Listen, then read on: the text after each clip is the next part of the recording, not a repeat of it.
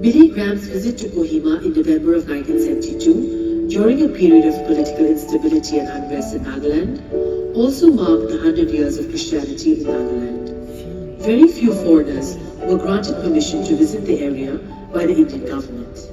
Despite the situation, almost miraculously, the Indian government in New Delhi granted a permit for Reverend Billy Graham and his team to enter Nagaland in late November 1972. This permission was in response to an appeal from a delegation headed by Reverend Lungri Ao and other church leaders from Nagaland, assisted by a Khasi clergyman, Robert Cutwell, head of the Northeast Indian Christian Council, who later joined Billy Graham's ministry as an evangelist. On their way to India at Bangkok, the news of the instability in Nagaland with the armed movement and the Indian government grew tense. Billy Graham reluctantly decided to cancel the trip for the safety of his team. When word of Billy Graham cancelling his trip to Nagaland reached the hosts, they were deeply concerned, immediately calling to prayer the thousands already gathered at Kohima. Most of the people had come by foot after several days' journey, carrying their own beddings and food. At Bangkok, according to Billy Graham, the next morning, two men came knocking at their hotel room. One was a Naga layman, Lule Bizo, and the other, a former American missionary to Nagaland, Neil C.C. Jones.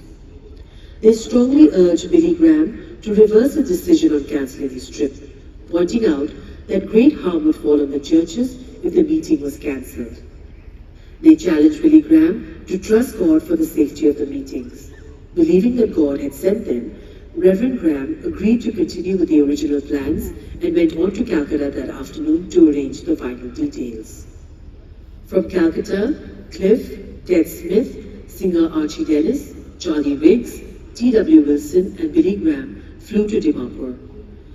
They were driven the last 3 hours up a rough, twisting, dusty road to Kohima in a convoy with well-armed troops ahead and behind them.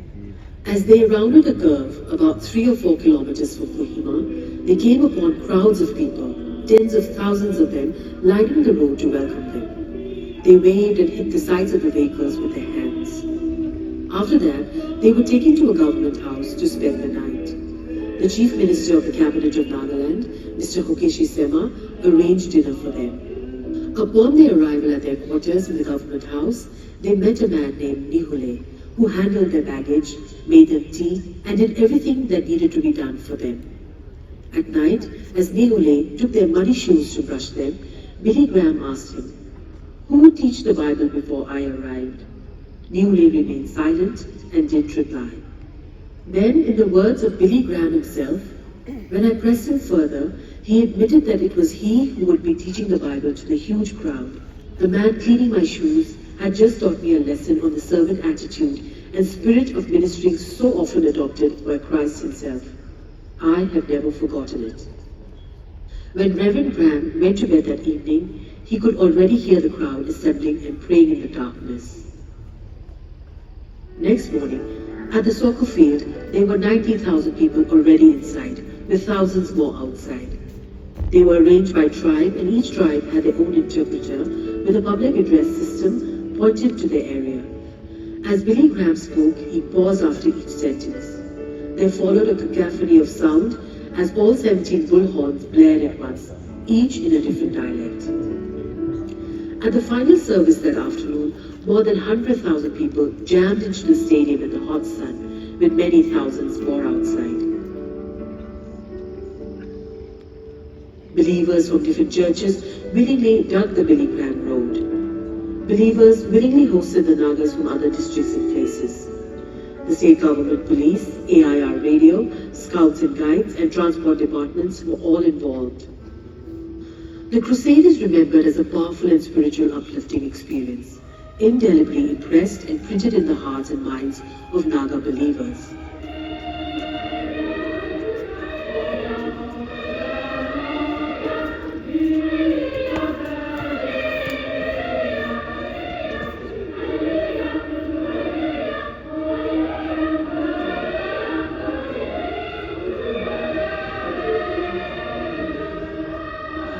The choir singing "What a Friend We Have in Jesus" still resonates with older attendees.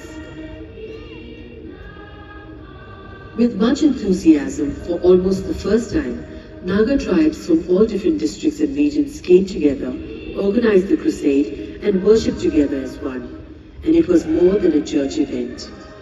Even before the event, Billy Graham's Kohima Crusade brought together different Naga church leaders and believers to come together in fellowship every week before the crusade.